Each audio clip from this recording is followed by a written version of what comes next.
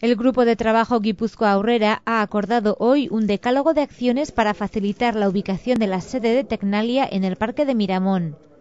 Propone un acuerdo estable de colaboración a 5 años para la puesta en marcha de Tecnalia en Miramón, que incluye la construcción o remodelación de la sede, un programa de colaboración para desarrollar proyectos tecnológicos y la intensificación de la relación de los centros tecnológicos con las pymes del territorio.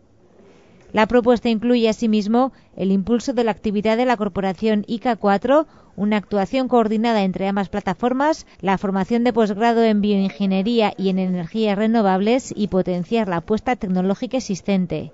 Otras de las medidas incluidas en el decálogo son el apoyo económico continuado en el ámbito de la bioingeniería y las energías renovables al servicio de la empresa, el desarrollo específico del área de investigación en materia de envejecimiento y dependencia y la transferencia de conocimiento.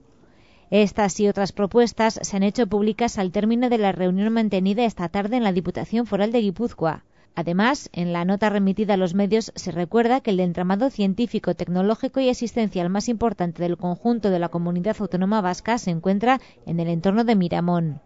La corporación Tecnalia está integrada por varios centros vascos de innovación y está considerada como el primer conglomerado de investigación del sur de Europa y el quinto de todo el continente.